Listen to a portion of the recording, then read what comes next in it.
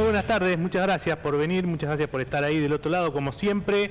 Esta propuesta que hacemos aquí en Infocielo TV de charlar un poco de temas de la provincia de Buenos Aires y en este caso nos vamos a meter, Albino, en un tema que tiene que ver con lo que puede llegar a ser algún escenario de post-pandemia, si te parece, si te lo podemos definir de esa manera. ¿Cómo andás, Albino? Buenas noches. Hola, Fabián, ¿qué tal? ¿Cómo te va? Claro, efectivamente, porque se ha instalado, supongo que con cierta intencionalidad, inconfesable en algunos casos en particular, en algunos medios de comunicación, esta dicotomía entre la economía, cuidar la salud de la gente y demás, pero independientemente de la intencionalidad que suele a veces tener un sector del periodismo para justificar en realidad esto de demandar permanentemente mayor apertura y demás, lo que sí es cierto es que descansa sobre una situación real de repercusiones que la pandemia han tenido en materia económica y dentro de ellos particularmente en el mundo del trabajo, ¿no? Exactamente.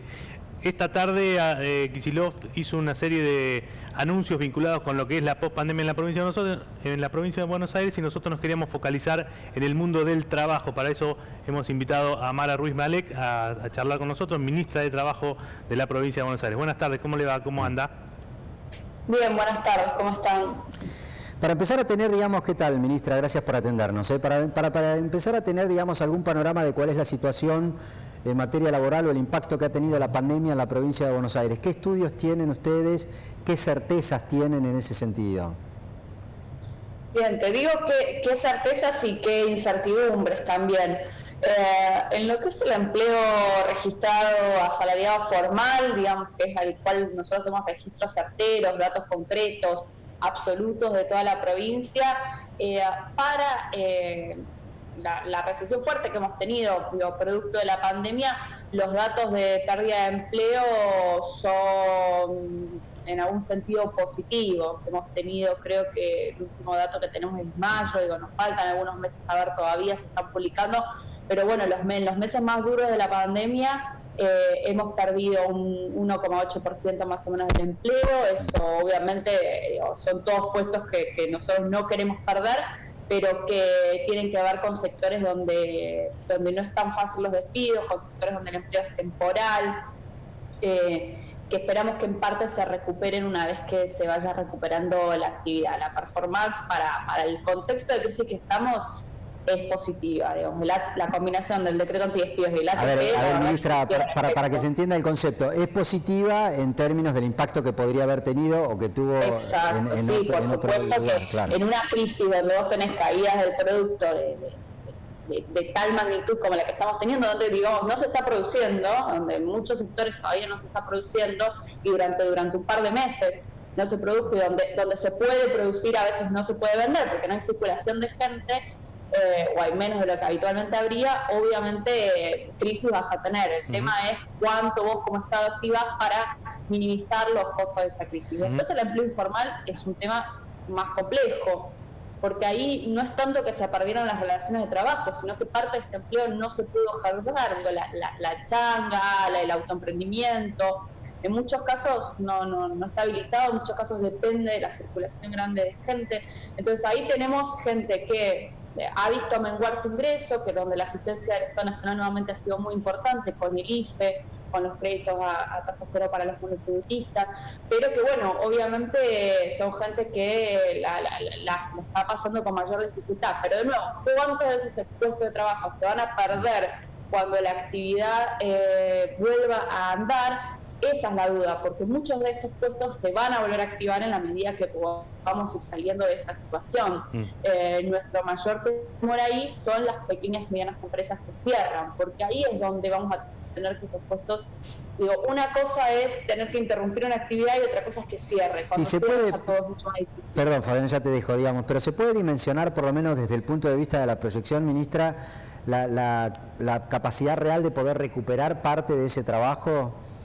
Porque hay ahí medio como alguna discusión. Es parte de la incertidumbre que tenemos. La verdad que, de nuevo, la asistencia ha sido muy grande, pero obviamente son muchos meses y estamos hablando mucho de la pospandemia, pero la verdad que estamos en un momento muy delicado. Ayer lo dijo el gobernador en conferencia de prensa, esto no terminó y ni siquiera estamos seguros de que haya pasado lo peor. Tenemos el sistema sanitario muy ahí, muy justo, muy al borde de la cornisa, con lo cual la verdad es que en realidad tenemos un horizonte, tenemos una esperanza porque va a haber una vacuna, porque se han podido ir habilitando algunas actividades, porque los protocolos en muchos sectores han funcionado bien, pero también es cierto que, digamos, quizás seguimos en pandemia y la pospandemia es un proceso largo y complejo. Ministra, ¿tiene usted, digamos, puesto en números esto de, por ejemplo, de las pymes que hayan cerrado o de la cantidad de puestos formales que se han perdido en la provincia de Buenos Aires? ¿Y cuánto representa este 1,5% que usted hablaba? No, como te decía, todavía estos días tienen que estar saliendo los datos de junio, que todavía no lo tenemos, con lo cual la verdad que todavía tenemos nada más que medio periodo, pero también es cierto que fue el más difícil, digo, abril y mayo fueron meses muy complejos porque la actividad estuvo mucho más parada de lo que está ahora, donde, bueno, digo, vemos que efectivamente hay algo de actividad, la industria está funcionando casi completa, el comercio no esencial también se abrió, si bien funciona de manera mucho más acotada. En esos meses tan terribles perdimos, te lo digo en porcentaje, porque ¿qué nos pasa también? La provincia de Buenos Aires es gigante. Cuando hablamos en general de puestos de trabajo, nuestros datos parecen mucho mayores a lo que puede ser el resto del país. Sin embargo, yo miraba que otras provincias que han tenido quizás menos incidencia de contagios, la verdad que porcentualmente han perdido, no sé, creo que la ciudad había perdido más que nosotros, y algunas provincias que tenían menos incidencia de contagio, la ciudad no es el caso, tiene más, pero en términos de incidencia de circulación del virus, la verdad que la provincia de Buenos Aires estaba bastante bien, digamos, perdimos en este periodo menos del 2% de los empleos. De nuevo, no está bueno perder empleos en ningún momento, y además, de nuevo, esto es solamente el sector formal y nos falta todavía saber todo lo que sucedió con el sector informal, todo lo que sucedió con los autónomos. Ahí es donde estamos más a ciegas, pero la verdad es que hasta ahora se ha podido sostener, y eso también te lo muestra, digamos, que el humor social, si bien hay un humor de cansancio, porque obviamente van muchos meses de un montón de medidas que se tuvieron que tomar para preservar la salud y son agotadoras, también es cierto que la gente se ha comportado muy bien, ha cumplido todo lo que el gobierno nacional y provincial ha pedido, y parte de eso tiene también que ver con que, bueno, que los gobiernos provinciales, nacionales y municipales ayudamos a sostener la situación. ¿Y qué posibilidad real tiene el Estado, o de qué manera o con qué herramienta puede ayudar a la recuperación del empleo informal, o ha ayudado a lo largo de este tiempo a que no se pierda empleo informal? Porque está claro que la herramienta que tiene el gobierno para atender la situación de los sectores formales son a través de los aportes, los adelantos, pagarle la mitad del sueldo, los famosos ATP y demás. Pero ¿cómo se contiene el trabajo informal, y si es que el Estado tiene alguna herramienta para atender esa situación? Bueno, nosotros hoy hemos lanzado lo que es el programa Impulsar, que la idea es empezar a poder captar a un montón de trabajadores, trabajadoras que se desempeñan en la economía informal, y brindarles apoyo primero para que puedan, digamos, fortalecer sus emprendimientos. Esto es, vamos a reforzar la formación profesional, vamos a ayudarlos a equiparse en pequeños bienes de capital, programas de herramientas, etcétera, para que puedan darle como un cuerpo a sus emprendimientos en lo que es capacitación para generar emprendimientos productivos autosostenidos, con la idea de dos cosas. Primero, que las actividades que muchas veces son de subsistencia, que un montón de trabajadores informales hacen, se vayan volviendo realmente rentables para ellos y ellas, porque muchas veces están lideradas por mujeres, que sean sostenibles en el tiempo, que no dependan exclusivamente de una asistencia del Estado, y que de a poco además también puedan ir formalizándose. Por eso también nosotros tenemos un programa en la provincia que se llama ALAS, donde emprendimientos pequeños, más de subsistencia, se pueden anotar y nosotros los ayudamos con la formalización en lo que es el monotributo o el monotributo social, y además cuenta con una exención de ingresos brutos que se tramita también, y lo que lo tramita el propio programa, y le evita quizás a gente que no tiene tanto el conocimiento del bagaje impositivo hacer trámites que son engorrosos y difíciles, y se les otorga una exención, o sea, no tan enorme, pero se les otorga la exención de ingresos brutos. Y eso está buenísimo, porque algo que nos mostró mucho esta crisis es el problema que tenés con todo el sector informal cuando necesitas asistirlo. O sea, si bien no están quizás, porque sus propios emprendimientos muchas veces no se los permiten, aportando impositivamente, eso también después es un problema cuando querés asistirlos, porque no están en ningún lado, no están registrados, no los conocés, no sabés quiénes son. Nos pasó con el IFE, digo, se esperaba tantas inscripciones y hubo muchas más, y eso es porque justamente no tenemos ese mapa.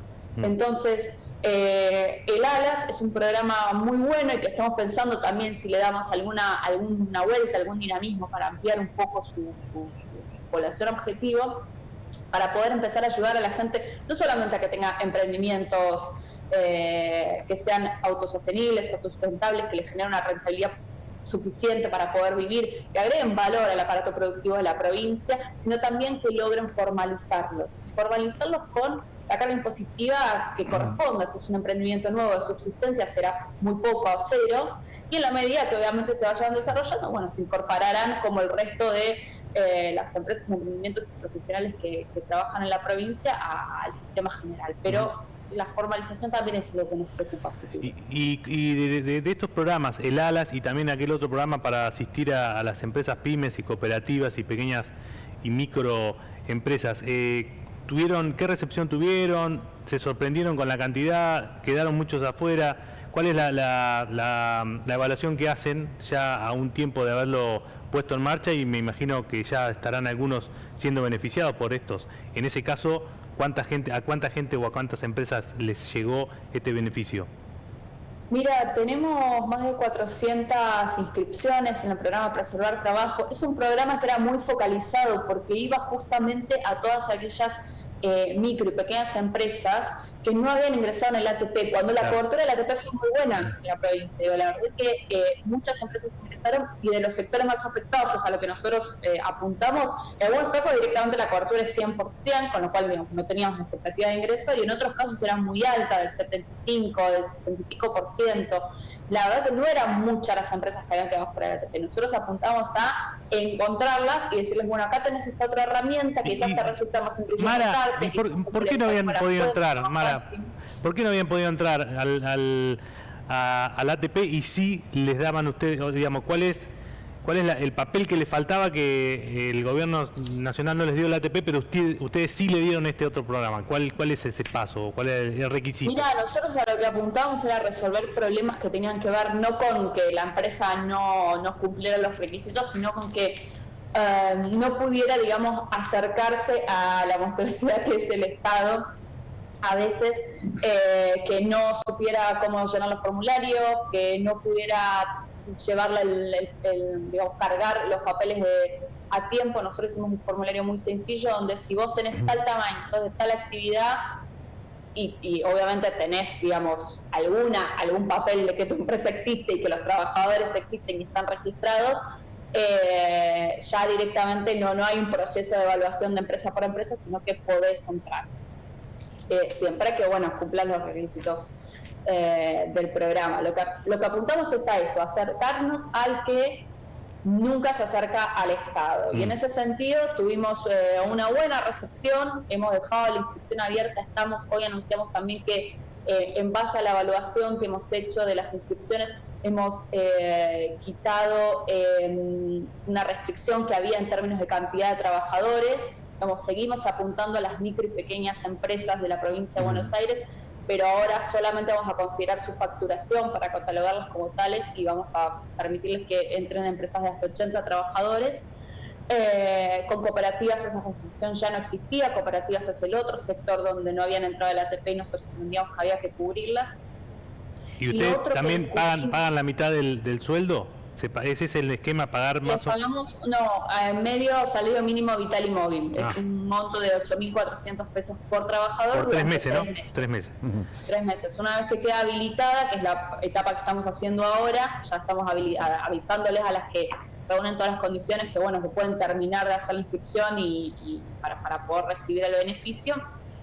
Una vez que esto sucede, lo tenés por 3 meses con posibilidad de prórroga también, porque de nuevo, es como que estamos en un momento donde estamos hablando de la pospandemia, pero en realidad esto es algo que no se va a alargar y no sabemos por cuánto. Y lo que hemos descubierto también es que hubo mucha demanda, hubo muchos rechazos, y muchos de estos eran porque en realidad eran personas que eran o autónomas o monotributistas que no tenían trabajadores en relación de dependencia, pero que pedían el beneficio como para sí mismos. Así que evidentemente hemos tenido ahí alguna población donde el IFE no terminó de llegar o lo hizo de manera parcial, donde quizás el crédito monotributistas no terminó de cubrir las necesidades, y por eso estamos pensando ahora en eso, en que esta segunda etapa la vamos a apuntar un poco más con el impulsar, con la ayuda en la formación, a darle fuerza a los emprendimientos en esto, en no tanto el trabajador registrado en relación de dependencia, sino más bien en el autogestionado. Ministra, la situación en materia de trabajo, sobre todo de la industria en la provincia de Buenos Aires, que fue clave desde el arranque, yo incluso entendía la lógica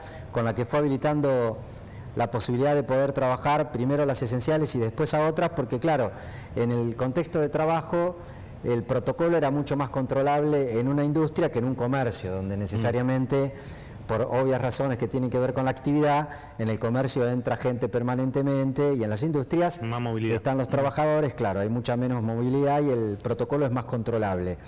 ¿La industria está funcionando casi plenamente en la provincia de Buenos Aires y hay algún porcentaje de situación en materia de cierre de negocios? Digo, ¿se puede dimensionar o mensurar la situación de los comercios en la provincia? Mira, la industria está funcionando casi plenamente y en realidad el comercio está bastante habilitado. El tema es que nosotros seguimos necesitando, la provincia, la ciudadanía sigue necesitando que haya poca circulación de personas porque estamos viendo más circulación del virus. Y obviamente cuando hay poca circulación de personas hay menos ventas y eso significa menos actividad para los comercios y también menos posibilidades de producción para las industrias, con lo cual estamos en un momento donde decimos la oferta está funcionando, pero la demanda no tanto, y está bien, es lo que sanitariamente necesitamos, y obviamente esto económicamente es un problema. Sí. Incluso en actividades habilitadas hay menos circulación, claro. Incluso también la gente se cuida. Eso iba a decir, incluso en las actividades que nunca se cortaron hay menos circulación y se trabaja mucho menos, ya venían con un par de años complicados, porque la actividad económica estaba ciertamente dañada o había sido perjudicada y entonces casi como que no tenían actividad. ¿Le genera a ustedes en la provincia de Buenos Aires algún nivel de conflictividad el hecho de que Capital Federal habilite algunos comercios? Porque la verdad es que, para poner un ejemplo muy de por estas horas, en Capital Federal autorizan a abrir, aunque con protocolos, se discutirá la manera después y sobre todo, imagino yo, se verá el rol del Estado en términos de los controles y demás, pero habilitan la actividad gastronómica y ustedes están en la provincia de Buenos Aires cerrando esa posibilidad. Esto de que el gobierno de Capital Federal tome una determinación distinta, claramente enfrentada a la que ustedes toman con algunos sectores específicos, ¿les complica la relación con un sector? Yo no, en realidad la verdad es que por lo menos a mí que me toca hablar más con el sector gremial, todos están muy de acuerdo en que la dicotomía salud-economía, no termina funcionando. Si esta medida lleva una aceleración de la tasa de contagios, probablemente terminemos en una situación, peor de la que estamos ahora, porque va a haber que volver atrás y encima vamos a tener más saturado el sistema sanitario. A nosotros lo que más nos preocupa en este tipo de medidas, porque lo que hemos visto es que algunas actividades se pueden ir habilitando con los protocolos acordes, y si se respeta esto, muchas veces funciona bien. El problema más que nada es cambiar la sensación que genera bien. Lo que nosotros tenemos que evitar, y por eso también es muy importante el rol de los medios de comunicación, es generar la sensación de que como se están habilitando más actividades, el virus ya pasó y que uno puede relajar digamos, las condiciones de salud y seguridad, que uno puede sacarse el barbijo y charlar con otra persona a menos de 1 metro de distancia, o que puede llegar a un lugar y no lavarse las manos, o que puede viajar en transporte público cuando no está asistiendo a una actividad, a un trabajo esencial. Digamos, nosotros necesitamos que no se replique ese mensaje contradictorio, necesitamos que la gente se siga cuidando y que los protocolos se respeten a rajatabla. Y creo que eso es un poco la contradicción que tenemos hoy, que muchas veces hay actividades que hacen quizás sentir a la población que pueda relajarse. La verdad es que no, este es el momento donde menos nos podemos relajar. Y de hecho, si queremos que más actividades sigan funcionando, menos aún nos podemos relajar. Mara, lo paso al tema de la negociación con los gremios estatales en la provincia de Buenos Aires. ¿En qué situación, en qué instancia están? Por ahora no ha habido prácticamente reapertura de paritarias en esta época de la cuarentena y la pandemia. ¿Cómo sigue? ¿Cuáles los pasos que ustedes prevén y cuál es la relación con los gremios estatales en ese caso?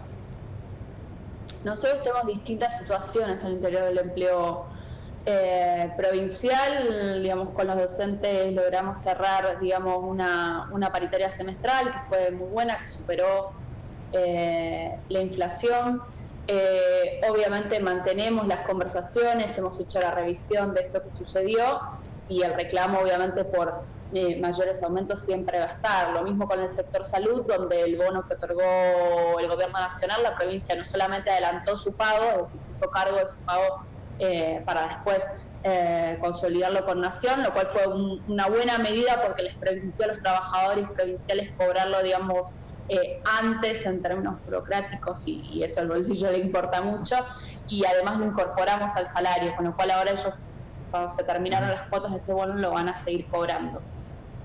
Y después con los trabajadores, el resto de los trabajadores estatales, incluyendo también los judiciales, con quienes teníamos, digamos, hubo un aumento a principio de año y por supuesto tenemos conversaciones pendientes. La verdad que siempre, digamos, el objetivo es preservar el empleo público estatal. Hoy la situación de la provincia, si era complicada a principio de año, es muchísimo más complicada porque obviamente hay muchísima menos recaudación, tanto del gobierno provincial como lo que es del gobierno nacional, hay menos coparticipación, con lo cual hoy la provincia lo que está haciendo es intentando garantizar, por supuesto, los puestos de trabajo y en ese sentido también otorgarle estabilidad a los trabajadores que no la tenían, por eso avanzamos en la regularización de un montón de contratos que estaban en situación más precaria, porque hoy se puso en valor el tema de la estabilidad, y en poder pagar los sueldos, por supuesto, en tiempo y forma, con todo al menos lo que ya estaba acordado. Discusiones sobre aumentos futuros deberán evaluarse en vistas de cómo evolucione también la situación de la provincia. Y este criterio no está siendo posible. No está siendo posible. ¿Y este criterio lo están aceptando los gremios con los que ustedes hablan? A ver, los gremios siempre van a solicitar, y sobre todo porque arrastran 4 años donde la verdad que la situación salarial del sector de todos los trabajadores y trabajadoras de todo el país, pero en particular también del sector público, ha sido muy compleja. No vamos a poder solucionar en poco tiempo lo que sucedió en estos últimos 4 años, pero bueno, se entiende, digamos, el reclamo en ese sentido y la necesidad de por lo menos poner en la agenda y seguir avanzando. Creo que también se entiende la predisposición del gobierno a ir destrabando esta conversación en la medida que los recursos estén, también de ir avanzando en otras cuestiones importantes para el empleo público, pero digamos, estatal que son importantes y que a veces no hacen a la cuestión salarial. Hoy por hoy, ministra, ¿no tienen pensado ni tiempo como para proponerles la reapertura de alguna paritaria o de sentarse a negociar salarios al trabajador público en general en la provincia de Buenos Aires? No, hoy por hoy no lo podemos, lo monitoreamos permanentemente. Y no se genera medio como una especie, porque yo entiendo lo que usted dice, es verdad, nosotros que hace mucho tiempo seguimos de cerca, digamos, la situación, sobre todo en materia de reclamos de los trabajadores públicos, parece que siempre todo se reduce nada más que a un aumento salarial, pero hay muchas otras demandas como la estabilidad, como el pase a planta, y esta gestión en ese sentido ha avanzado a diferencia de lo que ha ocurrido en gestiones anteriores. Pero así como reconozco eso, no hay medio como una disparidad, porque efectivamente, como usted decía, por ejemplo, con los docentes trabajaron un aumento que hasta ahora le viene ganando a la inflación. Al resto de los trabajadores del sector público, ¿le garantizan exactamente lo mismo, que no pierdan contra la inflación, o no llegaron a eso todavía? No sabemos cómo va a terminar este año ni en materia de inflación ni en materia de capacidades de la provincia. Lo que sí tenemos muy en cuenta, el gobernador lo tiene muy en cuenta, que los distintos trabajadores estatales han quedado en distintos escalones, y eso a la hora de sentarnos a negociar y a charlar, no, la gobernación lo va a tener en cuenta, entiendo que ha habido diferencias en términos de pérdida de poder adquisitivo y en términos de recomposición a lo largo de este año, digamos. Por supuesto que va a haber, digamos, la conversación también entiende que parte de distintos escenarios. La última que le hago de mi parte, ministra, tiene que ver, no por una cuestión, digamos, de vinculación directa, pero que necesariamente está relacionado con la función que usted cumple en el Ejecutivo. ¿Cuál es la situación del IPS, del Instituto de Previsión Social en la provincia de Buenos Aires? Porque de ahí depende, naturalmente, digamos, el cobro de las jubilaciones para los retirados de la provincia. Mira, el IPS tenía una situación cercana al equilibrio hasta fines de 2014, 2015. Es un sistema jubilatorio que tenía una cierta salud, si bien siempre los sistemas jubilatorios hay que permanentemente revisarlos y proyectarlos hacia adelante para que sean sostenibles en el tiempo. Es decir, si yo me paro en 2015, te digo, bueno, había que empezar a pensar si a lo largo de los años iba a seguir siendo sostenible o no. El problema es que después, en los siguientes 4 años, esa situación, que quizás era algo que había que pensar en un mediano plazo, se volvió de corto plazo, porque todo el stock de riqueza que tenía acumulado el IPS se gastó.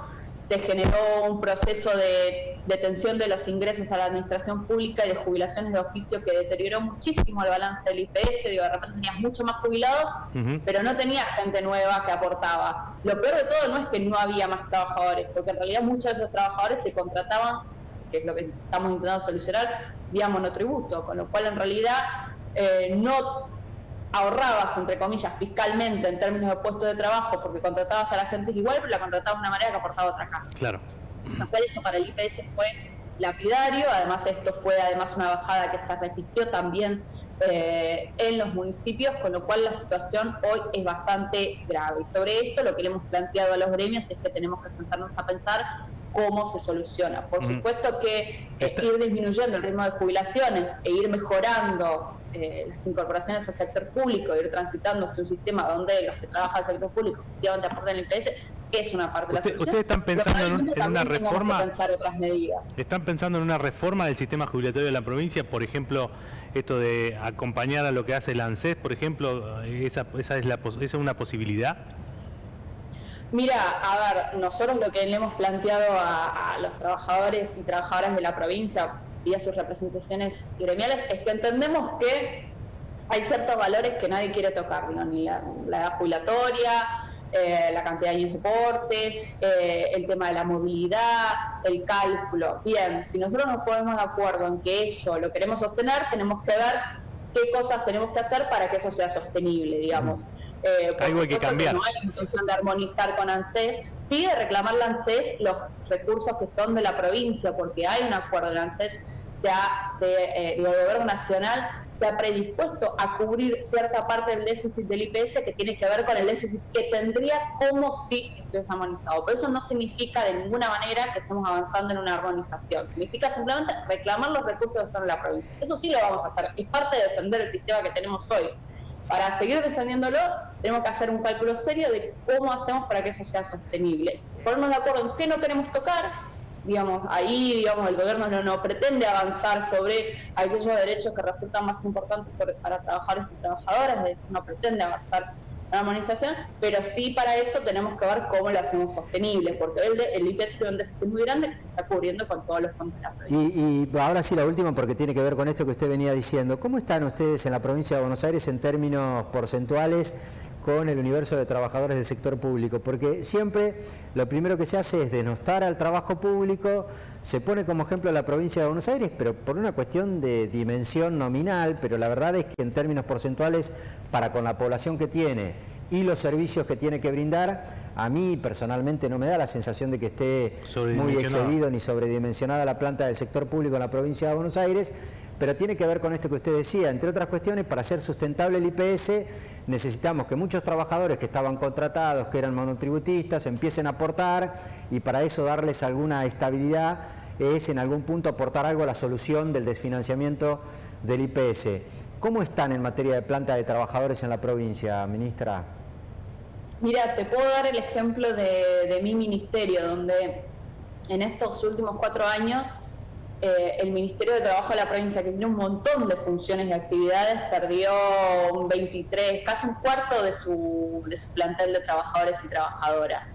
Obviamente es muy difícil cumplir las funciones que tenemos. Digo, por ejemplo, yo tengo a mi cargo la inspección laboral y tengo un montón de, no te digo municipios, de delegaciones. Tenemos el Ministerio de Trabajo tiene dividida la provincia en 46 delegaciones, que a su vez algunas incluyen varios municipios. Hay delegaciones donde no tengo inspector o inspectora de salud y seguridad en el trabajo, es decir, obviamente nos falta personal. Y eso se repite en todos los ministerios a lo largo de toda la provincia. Como vos decís, cuando uno mira la cantidad en números absolutos, dice, uy, hay mucho empleo público. Somos 18 millones de habitantes casi. Claro. Tenemos que pensar un Estado para eso. Fíjate lo que nos pasó con el sistema sanitario. Hubo que salir a contratar médicos, médicas, enfermeros, enfermeras, personal hospitalario para poder cubrir esta pandemia, porque el déficit era grande. Con lo cual, digamos, no, yo creo que no tenemos un estado grande. Lo que no significa que no haya que ir haciéndolo también más eficiente, digo. No son cosas contradictorias, digo. Uno parece que habla, si dice que el Estado todavía es pequeño, tiene que contratar millones. No, también se trata del desafío de hacerlo, por supuesto, más eficiente. Y tampoco es que la situación del IPS se resuelve simplemente contratando un montón de personas, porque después también se resiente la caja de la provincia y no termina siendo un juego de suma cero que no tiene sentido. Ministra. Pero sí, yo creo que tenemos que avanzar hacia un Estado más presente con mejores funciones. Eso implica, en algunos casos, más personal, en otros casos también mejorar nuestra eficiencia. Claro, más y optimizar lo que hay ahora, los dos canales, las dos vías. Bueno, se nos termina el tiempo, le agradecemos muchísimo estos minutos que nos ha dado aquí para charlar con Infocielo TV y quedamos a disposición para cualquier otra oportunidad. Muchas gracias a ustedes, hasta luego. Gracias, ministra. En un ratito, Fabián, después de la pausa, vamos a hablar de otro tema que también preocupa y mucho a la provincia de Buenos Aires, que tiene que ver con la seguridad. Dale, ahí vamos, en un ratito.